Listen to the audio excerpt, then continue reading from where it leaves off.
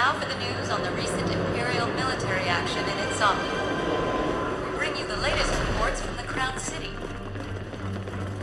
Nibelheim's forces succeeded in transporting the Lucian crystal out of the Citadel today. The Empire hereby declares control of the crystal. Meanwhile, within the city, life is returning to normal as the Empire continues to provide aid to local citizens. The peace accord fell apart at the signing ceremony, no less. Snakes planned it that way all along. You think everyone will be okay? Okay, being blasted into oblivion? Who can say? We mustn't rush to conclusions. You got a better explanation for that.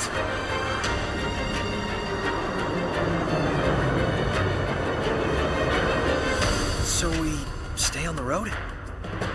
Like we have a choice.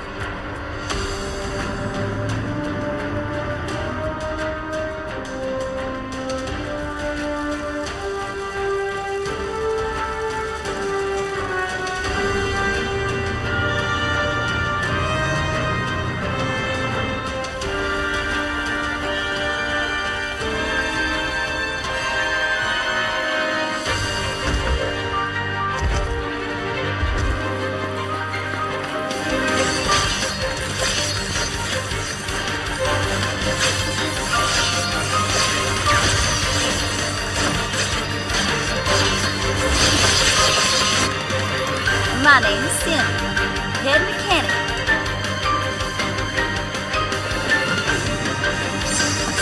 Take cover, here!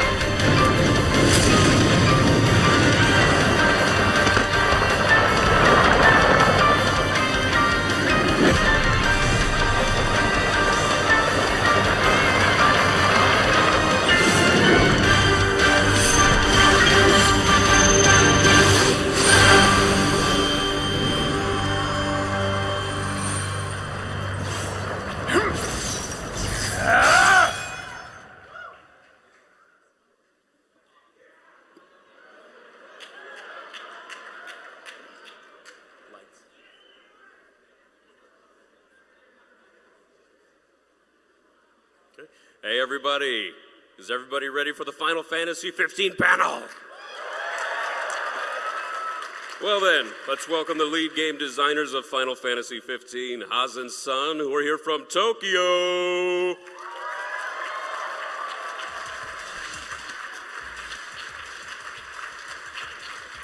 Hi guys.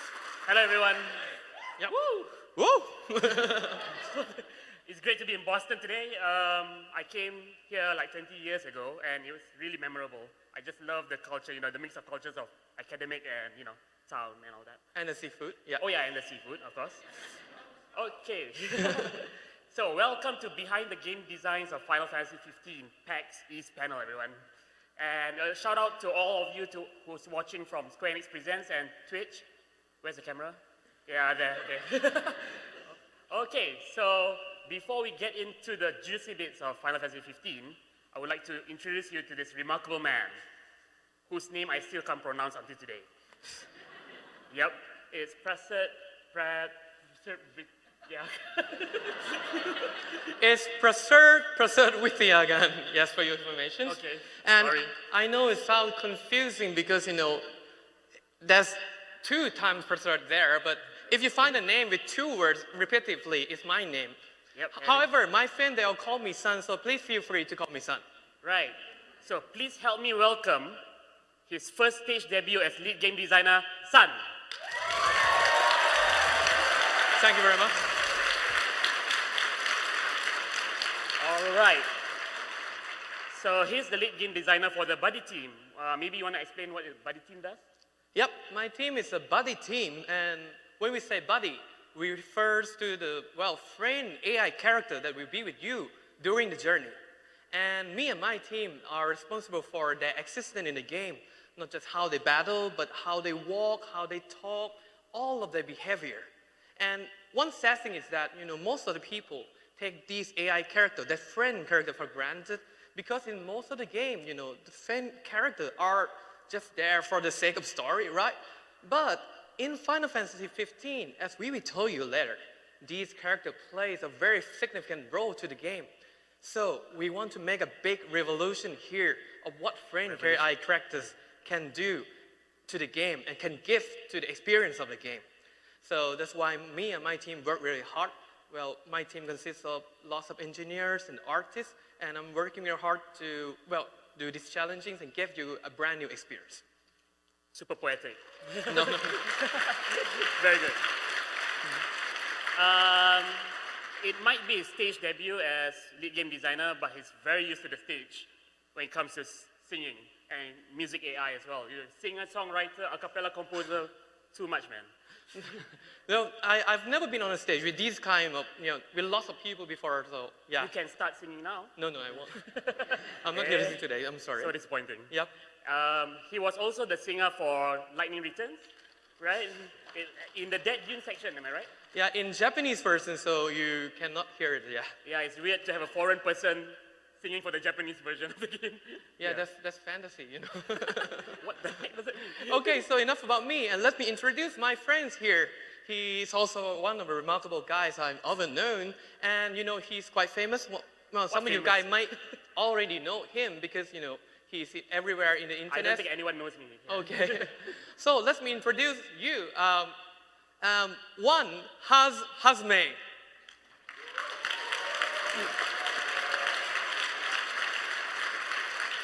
So, Well, Yep. he's the lead game designer for the culture team. Well, can you tell me about the culture team? It's so confusing, Sawadee-Kap. Yes. Culture. Yeah, so it's just as the name suggests, we actually create cultures for the world of Final Fantasy 15, and we start that culture building with civilizations, and that's our main team starts. Civilization, you mean you make buildings? Well, yeah, not only make buildings, though, what? Yeah, we actually, we have a elite team of artists, modelers, motion artists and programmers. So we actually create the town and, they walk, the NPCs walk, we create the culture, we create the food, everything, yeah. Yes, he's trying to say not only building, but people, car, the culture Yeah. behind them, everything, yeah. Exactly. So in short, we actually create, civilizations that affect the surrounding area in the world map, and the surrounding area also affects the civilization. So the reason why I like to call it civilization rather than town is because we don't want to make a town just to, make it a rest stop for your journey. We want it to be rich with culture, right? For example, how the economy contributes, how the city contributes to the economy, for example, and what they eat and all that. So yeah, that's the culture team, and we are part of the open world, world map section. Yep. And this guy, his hobby is to observe lots of people, yeah? Yeah, so when I travel to different countries, I always notice how they queue up for the bus, or should I say a lack of queue, like in my country, for example. So be careful, you are observed by him, and you might be in the NPC in the game, I don't know. Yeah, we never know. Yep. And also, he has a hobby of traveling around, right? Yeah, that's right. And he's quite fussy about, before we came to Boston, I tried to buy a Boston guidebook, and he's come to me crazy, like, why do you buy the guidebook? And You don't buy a guidebook to go to a country, man. You have to let Boston surprise you. Take it all in. Yeah, you silly guy. He's poetic too, a culture man. Well, you Culture deserve man. to be a leader of a culture team, yeah. Yep. Right. So this is our profile. But however, a lot of people ask us, what is our life like as a game designer in Square Enix? So we joined back in 2010. Yep. Yeah, around the same year, right? I mean, yours was? I was in December. Yeah, I came in July. Yes, it's very, it's very fun to work in Japan. And back then, there were only four foreigners yeah, in the including the team. two of us in the team. Yeah. Yeah, because it's hard to work as a game designer in Japan if you cannot speak Japanese. And it's not only about speaking Japanese; it's about persuading people in Japanese and all that. And arguing in Japanese. Yes, you have to argue with Japanese in Japanese. Yeah, Yeah, exactly. and that's difficult. Yeah. Yep. Why didn't you tell them about your experience, the first meeting there? Oh yeah, when I first joined Square Enix, I had to go into this meeting, and the meeting was about an airship crash, and it was a level design for that. So when I came in, I was like, I want to show off my game design skills, Prisoner's Dilemma, all those game design theories. And the first thing they talked about was, how the airship crashes. For example, it goes phew, ba ba ba ba boom, for example. No, it should be king, dogan. No, And it that should be sound more king, Japanese. So we were doing that for the whole 60 minutes, and I was asking the boss, what are we supposed to do again? Dokkan, right? Yeah, dokkan. Yes. So I really like the fact that, Japanese people, they're very visual creatures, so it's all about the experience, not just, game design theories and all that stuff. Yeah, combine this with the logical thinking, and we can build a game that is, well, superb, Yep. Yeah, for example, we have people who are in charge of cars. They really love cars in the game. Yeah, and some people who are crazy about creatures, they are in charge of the monster. One of the good things of our studio is that we have lots of maniacs, and they can do what they like about into the game. So that's why we can create depth in games, Like the guy who like to observe people and like culture, he in charge of culture. And people who like music AI and emotion bonding between two people, that's him. Yeah, so that's why we can create a great game here. Yeah. Yep. So, okay, enough of, introduction. Oh yeah, we forgot one more guy. Yes, we forgot a very, very important guy. Yep. And he's not here today, unfortunately. Yep. So, but we have to introduce our director, Hajime Tabata. Our boss. I can't believe I'll see the day that Hajime Tabata takes his own selfie. Yeah. It's new to us too, Okay, but we did receive a video message from him last night. At 11. Yep, so we didn't have time to put in the subtitles, so I'll try to translate or interpret the speech. Hello everyone. Tabata Hajime desu. Hajime Tabata here. I hope you are all having fun at PAX East. I wish I could be there with you, but I'm attending my daughter's graduation today. I believe you're all in good hands, though, with Haz and Son. Oh, thank you. Who are great representatives of our team. They have a great presentation in store for you, with some details that have never been shared before. Don't forget that Final Fantasy Type 0 HD comes out in just 10 days, with the Final Fantasy 15 Episode Duscae demo included. Please enjoy the presentation, and I'll see you soon. Yep, that was Hajime Tabata. ダスカが発売になります。皆さん、こちらもお忘れなきをよろしくお願いします。それじゃあ、みんなで楽しんでください。See you soon. Let's have fun. Bye bye. Let's have fun. All right. So yeah, he's a family man. He's going to attend his daughter's graduation today. So very busy. Okay. Enough chit chat. Let's go to Type 0 HD now. The thing is, I read on some forums that you're just getting Final Fantasy Type 0 HD for Final Fantasy 15 Episode Duscae. And that's a waste, yeah. Yeah, it's a waste. That's a waste. I mean, it's a great game, man. Yeah. So, Yeah, and you're one of the designers of the game, right? Yeah, I was the field planner for Type 0, yeah. So I was the team that created Academia, which is the main university base. So it's, it's a nice mix of culture between academic and town and all that. Just like Boston. Yeah, just like Boston. And, you control an elite class of Type 0, elite class of Class 0 students. So you always go from the university, then you get the quest, and then you go out again and you come back again. So it's like you have to create a very comfortable area for you. Yep. So if I tell you my opinions on Type 0, then, it's a bit fake because I'm a developer. So my opinions might be skewed. So, but you have played the game, right? Yeah, I was playing as one user in a Japanese version back then. And, it was amazing because I was amazed in the very first scene to the very end of the game because, the way they do the storytelling is quite dramatic. And the theme of the game is about war and historical things. Yeah, Tabata-san loves his war and historical things, right? Yeah, and it's new for a Final Fantasy series because when you talk about Final Fantasies, you expect something more cute, Yeah. And this one is, well, they have the war theme, and I might say it deserves to be called mature Final Fantasy. So I think that might fit you, so please try that. Yep. What do you think of the battle system then? Well, for the battle system, we have 14 characters with separate controls. And when you go to the mission, you can bring 14 of them to the missions. And you play 3 of them. And when one of them die, you replace, the die character with a new character. So the very interesting part is that you have to choose which character to use first and which to save till last, especially your favorite characters. Yeah, I remember last time I played it for the first time, for real. And I only leveled up 3 of my favorite characters, and they all got wiped out in one battle. So I'm screwed. Everyone is level 1 still. Please be more strategical than him, because that really happened in the game. Yeah. Yeah. So what's your favorite character in Type 0? I like Deuce. You know, she play music and she. Oh yeah, no it. wonder. But for the beginner, I recommend using King because he's very easy to use. You know, you Right. can use him to do the kill side and break side very easily. Yep. And you? Me? I think I like Rem because she's very easy for a beginner. So you know you can just have an agile attack here and there. So she really follows what you want her to do. Yeah. But I think my personal favorite is Scythe, actually. I like characters who use very clumsy weapons. You can easily cut yourself, right? If you don't use it properly. Yeah. So yeah, please try Final Fantasy Type 0 HD. Please get it. So please try the game. The game will come out on March 17th, 2015 for the PlayStation 4 and Xbox One. And for the day one edition, please look for this piece of paper. Yep, that's the voucher demo. Yes, because you will need A that. demo voucher. Yes, to be able to play Final Fantasy 15 episode Duscae. And it's exclusively with the Final Fantasy Type 0 HD. So please look for this. Yeah, so it's a special gift from us to fans who get the game quickly. So yeah, please pre-order now. Yep. Right, so now, you have to put that, people will steal it. Yeah. Okay, so, my goodness, some people.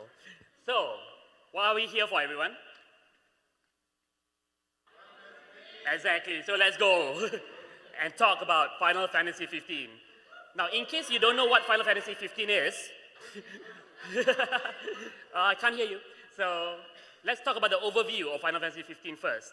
Now, when we are tasked to create a Final Fantasy, we must, especially a numbered one, we must always make it the best Final Fantasy of the series. However, Final Fantasy 15 must be a Final Fantasy. So what we want to do with the Final Fantasy 15 is we want to retain the charm of the good old Final Fantasy series, but with new technology available. We will package it into the brand new experience that can express our visions and fit the changing needs of the fans.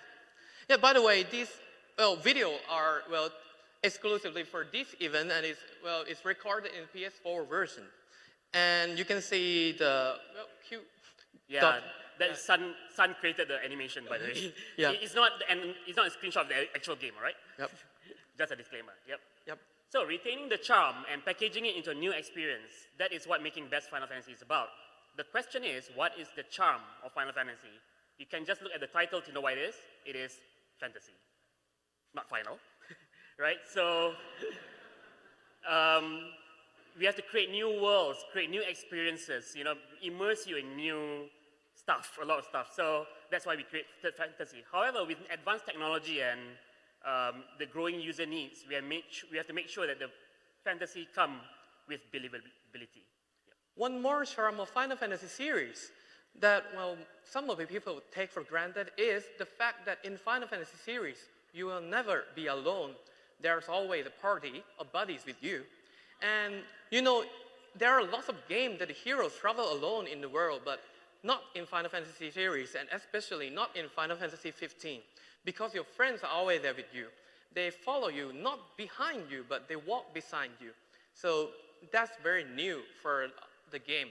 And with this combined with the storyline and the fact that how to say that we want to create a believability in the game, we decided to package the concept of adventure with buddies into the form of a road trip in Final Fantasy 15. Woo!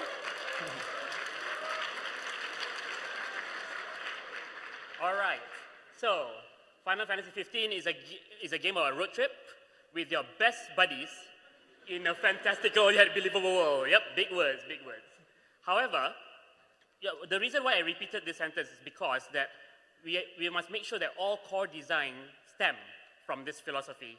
For example, when you go out there and travel with your friends, what do? You try to find some place to eat, or You're again a guild where to sleep. or complain that your friend is snoring, right? That's what happened actually. Yeah. So, he complains that I snore. Or you can do the camp with your friends. You can do cooking with your friends. Yeah. Right, so that's the reason why we make sure that the game design is reflected on this philosophy. For example, you can only level up when you camp, right? So we must make sure that we define the experience first, then define the game design, not the other way around. Yep, and one of the good new things is that you can experience this portion of the road trip in episode Duscae. which will be released in 10 days. 10 days, guys. Yep. Woo! Are you getting it? Yeah? All right. So, let's talk about Episode Duscae. Episode Duscae is named after the region. Duscae. Right? Not episode. Straightforward enough. Yeah. Okay, so Duscae is a region where you actually see a lot of vast green land with natural land formations. For example, rock formations or even lakes and stuff. The part that we're going to show you in Episode Duscae, the scope of the level, is only limited to a portion of the Duscae region. It's not the entire region that you'll be able to play, just a portion of it. And that is quite big already, actually. And Duscae is part of a bigger world, which is more than 10 times bigger than Duscae region itself. So you experience a portion of all the world in Episode Duscae. Yeah, that's right. And there's a reason that you're stuck in this Duscae region in the Episode Duscae. That's because your car is broken, and there's a reason that your car is broken. That's because one certain blonde guy broke your car. And Yeah. I won't tell you who's he. Yeah, many blonde guys in the game, yep. Yep. And since the car is broken, you cannot go anywhere. However, the mechanic Cindy is generous enough to fix your car for a price. That's not generous, but yeah, okay. Yes. So you have to concern yourself for one thing and one thing only. That is the money. Okay, remember that pose? The money. You will find it in the game, yeah. Right. So, the objective of the demo is to get money. It's up to you how you want to get the money. For example, if you pick up items and you want to sell it, yeah, go ahead. But that would be a long route, right? So we offer you the main quest. And that is something to do with the behemoth itself. Right. So the behemoth is running amok at the current storyline. And it's causing a lot of problems for natural habitation and also for towns and all that. So which is why there's a wanted poster for behemoth. Let me just explain to you briefly on what you can do in Episode Duscae, or what you should do. There's a poster right there, so you instantly know that it's wanted for a huge sum of money. And then the first thing that you need to do is to look for the behemoth. So that's the footprint right there. That's the first quest. However, you will get many other quests after that, and that will be shown on the left side of the screen. That's the quest log update. So you have many, many quests. So what are you going to do? So you open the navigation menu, select the quest that you want, and then we'll put in the navigation marker for you. The navigation marker, the quest marker. The quest marker will indicate where the quest objective is and also the distance. Now, although we have a quest marker for convenience's sake, the problem is with a lot of open world games is that sometimes you do a lot of things and then you get lost, right? You don't know what to do next. So you can always set this quest marker for just to remind you that you want to do this quest.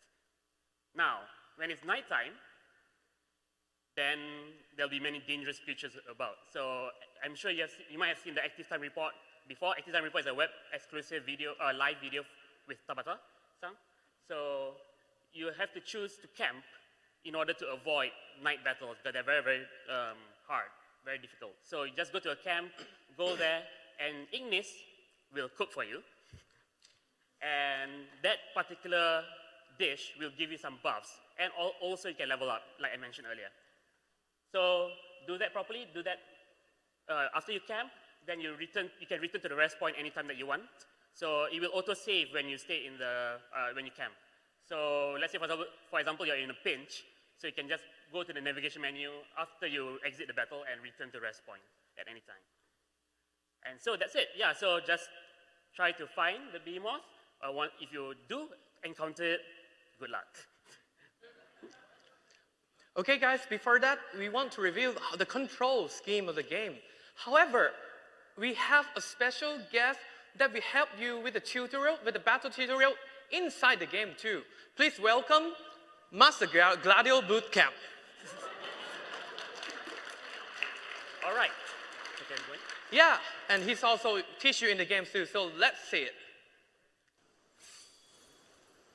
I'm going all out. Just don't get too carried away. Show when to talk. So the battle is all about defending and attacking. In Final Fantasy 15, you can press the defense button to avoid enemy attack. You can hold it and they will automatically avoid. but MP will be, well, it will cost MPs. So if you're an advanced player, you might want to push the defense button just in time. And also for attack, you can, well, hold attack button to do combination attack. But if you don't like the idea of hold button, you can push it repeatedly to do the same thing. And please note that Noctis weapons have been changed automatically. So it's all about switching between defense and attack at the right time. And that's rule number 1 from Gladiolus. And in this game, well, your HP and MP generate automatically, but when your HP reach 0, you will be in a danger status, and if you attack more and more, you will be eventually be a game over. But your friends will rescue it for you, so you don't worry. In this game, you can warp by using a warp button, and well, with warp button, you can warp to high places, or when you lock on to the target, you can warp straight right to the enemy. Well, Gladiolus might not be fast, but for a fast enemy, warping and doing attack combination is really useful. But beware that warping costs MP. And also, there are techniques, which is ability that is embedded in your weapons, the weapon you're equipped with. But it costs MPs too. So do lots of defense, do lots of warp, do lots of techniques, but beware MP. Because if when your MP is 0, you will be in the status. And in the status, you cannot guard, and that's very dangerous.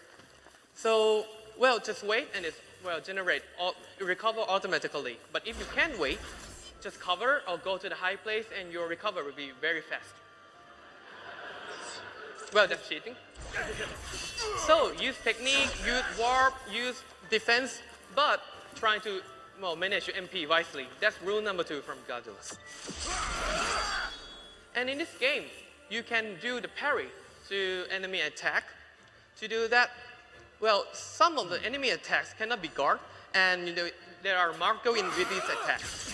With this attack, during your guard motion, you can press attack button to do the parry, and press attack once again to do the bonus attack, which deals lots of damage. So rule number 3 is parry every time you can. And for the weapon setting, if you notice, you will find that Noctis weapon changes all the time, and those changes can be set here. Now you see you have 5 weapons here, each with its own motions, its own technique, its own passive abilities. Like for the sword is absorb MP and fast. For the pole arms is a bit slow, but it have a high critical rate. And for the great sword, it is the lowest, but it has the highest damage. So you want to use the right weapon in the right situations. So here what you do, there are 5 slots in orange text, and 5 slots means 5 different situations. So for the first crush slot, it means the first attack. So if you want to use a strong bow for the first attack, equip great sword to it. The ravage slot refers to the combination attack. You might want to do a strong attack, but not too slow, so you might use pole arm. And the vanquish is the last attack in the combinations, and counter is counter attack. In this case, well, let's say we want a fast counter attack, so just equip a normal slot to it and see what happens. When you change, just think of your attack also change. Now you do the first attack with the great sword, counter with a sword, and then combination attack with the pole arms. So change these weapon settings according to the enemy you find in the game, and you should be fine. And that's rule number 4 in battles. So do techniques and chain weapons and do parry, and you should be fine in the battles. And lastly, if you find your friends in a danger status, be sure to rescue them. I'll make sure you never and forget this it. concludes Gladiolus Bootcamp. Yep.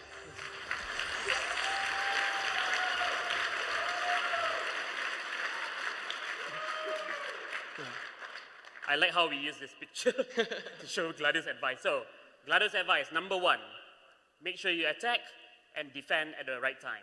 Number 2, you have warp strike, you have techniques at your disposal, but please do manage your MP properly. Next, parry whenever you can, of course. And finally, assign weapons to the right slots for the right enemies. So those are the 4 tips from Gladius Bootcamp. So, that's it for today. So thank you very much, everyone, and have a nice day. That's nasty, House. That's nasty. Okay, sorry. So that's it for today for old information. Now we show some new stuff for Final Fantasy 16. I'm relieved. You're a nasty husband. I love playing jokes. So, I know that. first we'll talk about the buddies in Final Fantasy 15. Now, I always have dinner with Sankun, maybe once in a while, and then he always complains to me that people don't look at my buddies enough. The only time people notice the buddies is when they walk into a tree in one of the active time report. Well, that's what's in September, and the good news is that they don't walk into trees anymore. Thank God for that. And come to think of it, we have never properly, introduced all the buddies to you before. They are just in the trailer, but So I think it's good time we properly introduce them to you, and we're doing it now. So let's go for the introductions. First, for Gladiolus. Well, he's the eldest in all four, and he's been well-trained since he was young, so he's the strongest and the bravest in all four. He's always fight in the front of the battles, but yet he's always, laid back and relaxed. And, he cares a lot about his friends, and so he tries to shout advice that is not his own business, like, "Hey, now, are you all right? Pronto, don't miss the target." I try to imitate Gladio. I'm sorry. He's not the bossy. Yep. And he has the highest HP in all four, so he's the hardest one to die. And in episode Duscae, he's equipped with weapons that allow him to use a technique called the Brave Slash that deals a lot of damage to the enemies. So he's very useful. And the next one is Iggy. Yeah, you might see his picture and wonder why he's so shiny. Well, that's not the design, that's the rain reflections. Yeah, that's not the design, yep. So Ignis has known Noctis since they were a child, and he wants to be Noctis counsel, so he had been studying a lot, and he has a lot of knowledge, and he liked to cook. And in battles, he's always, stay by Noctis' side, try to protect him. And he might fight ferociously, but he never went too far. He's always come back and try to protect Noctis. And when I say protect, I mean he can use a magic cure in episode Duscae. So he can use cure to himself, he can use cure to his buddies, and that's very helpful. And also in episode Duscae, he is equipped with a weapon that allows him to use a technique called Venom Strike, which deals poison status to the enemies. And that's also very useful in long-term battles. And for the last one, we have Prompto here. He is Noctis' classmate, and unlike Gladiolus and Ignis, he hasn't been trained how to fight before. So he's always anxious in the battles. He trying to run around, trying to be useful. Yep. Very acrobatic. Yeah. He tried to show up, and sometimes miss himself, and but he never gave up. He always tried hard, and that's his good point. And in episode Duscae, he has a special technique. And in episode Duscae, he has a special technique called the bullet bind that will put the enemy in the bind status, and the enemy will get weak there. And my recommend is that you can use your technique like jump to deal lots of damage at that time. He's very useful. Yep. And that concludes the introduction of 3 buddies.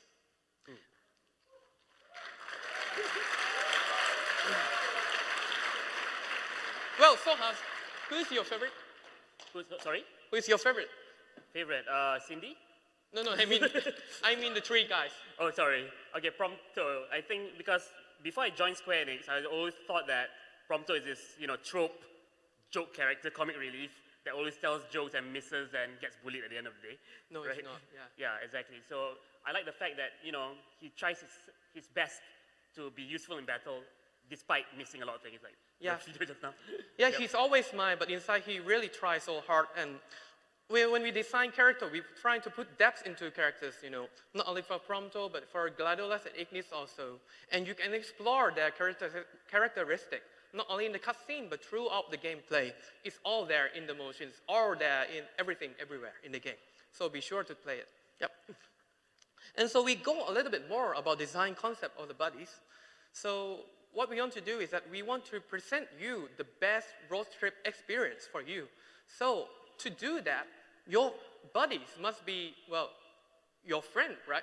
Imagine going to a trip with someone you don't really care about, and that wouldn't be a good trip at all. So the design concept is very simple. We want you to be the fifth buddy of the team. Don't mind the art. That's not from our artists. That Sun's art as well. That's not from our artists. And Not official, not official. yes. And to do that, we come up with the ideas of 4 elements that the buddy AI needs. And the first one is that they need to be functional. They need to do what AI characters should do in the game, heal you to fight. And that's very straightforward. Yes.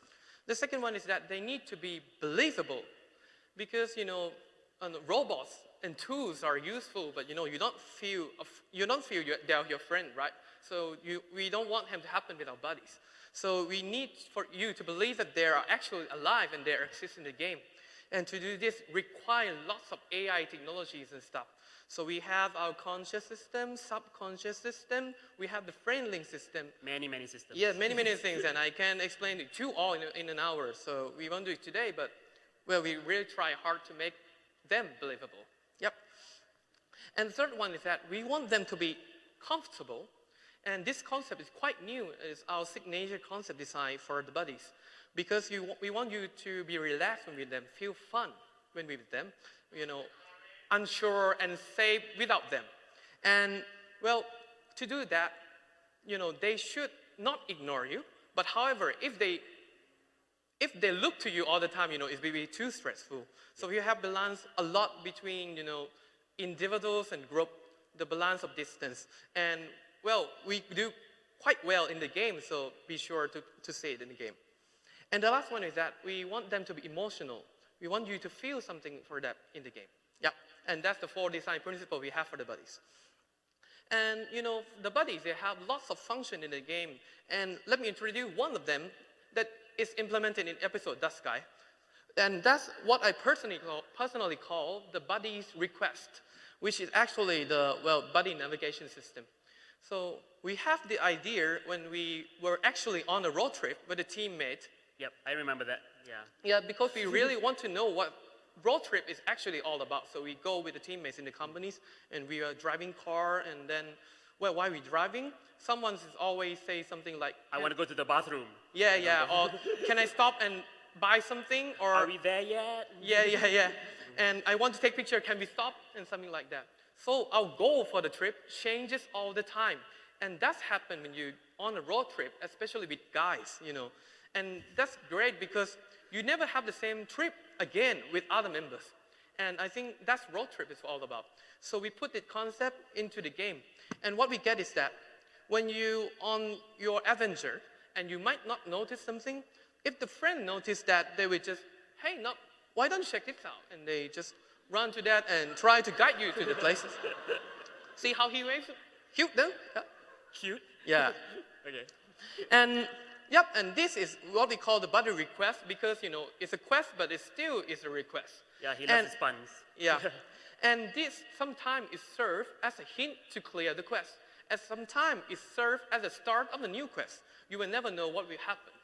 And just like the real road trip, you can refuse not to go there to this place. And this is a buddy request system.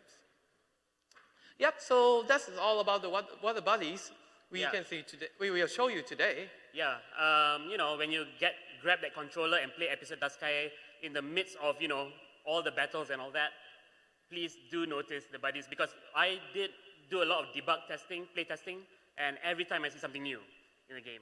Yeah, we designed it so that when you look into them, you will explore something new, a new motion, a new thing you never seen, you never heard before. And yeah, and it's best experience, not in this screen. Just hold your controller, so get yourself a game and see what's happened. It's just real, like your real fan. You never know, you never learn all of them. Yep. And I think, you guys might be tired, so let's go to the relax part. Yeah, so let's relax. Now, relaxation in a JRPG means that it's about the towns, right? So let me talk a bit about the towns in FF15. So just to tie back to the philosophy of a road trip, we have decided that we must make a memorable checkpoint for the towns. Now, how to make it memorable? Number one is, of course, we have to introduce culture shock, right? When you have culture shock, then you will not forget it, obviously. But at the same time, you cannot just do culture shock and make it so unbelievable that you just come back to the real world and say, what the hell is this? You know? So we have to make sure that it is rooted as well. You guys watch Back to the Future? It's my favorite movie of all time. So in Back to the Future 2, if you remember, Marty McFly was walking in this alley, and the scene opens up to a futuristic setting, and you see flying cars, you see hoverboards. Yeah, 7 more months to hoverboards. Looking forward to that. But at the same time, you see people walking like normal. They're not surprised by all this, right?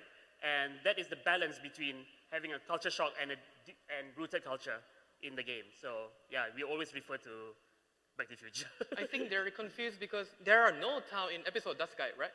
Well, no big towns in episode Duscae. Sorry about that. So you mean there are small towns?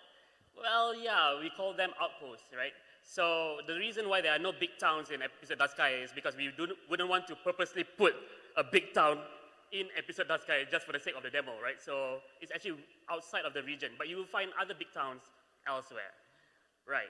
So there are 2 outposts in the game, in the episode Duscae. One of them we have already announced, which is the gas station, right? Yeah, it's an outpost. But we still have not revealed the second outpost, right? So if you've seen the active time report in London, you will notice that Tabata-san was a bit evil. He walked halfway through this route, and then he walked towards the dungeon without going in front, right? You guys want to see what's beyond this route? All right, that's it.